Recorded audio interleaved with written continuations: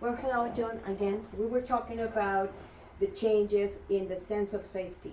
The changes, I'm going to say, in the sense of the values are there and how there are so many people that, I mean, you live in a privileged area. Sure. And of course, you have worked hard for it.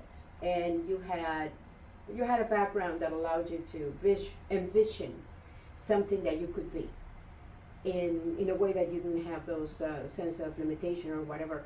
So we have, in contrast, I think it's 60,000 homeless people, or maybe Oh, more. there's way more than that.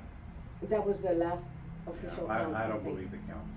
So that just they cannot even make their own home happen. So let's say that you win your election. How can you help them make a switch? What would be like 2 or 3 things that you would like to put in place? And we know it's in the protection of all of us. I mean, they don't want to live on the streets, and we don't want them to live on the streets. This is not necessarily like they are a pest. They're just people who are kind of lost. Well, they're totally people that are lost. So,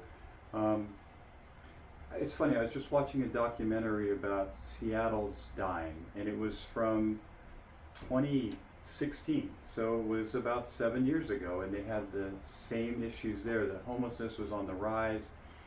The people, the businesses, the residents of Seattle were just so frustrated, and the people in government were doing nothing, and that's why it continued to rise, because people were doing nothing. It always starts from the ground up, the residents, the businesses, they just get fed up with the issues. And so here's what I would do for the homeless problem is, first of all, I would listen to the people that are affected the most, and that's our residents and our businesses. Because it's not fair to any of them to have a homeless person living in the sidewalk in front of their business or home.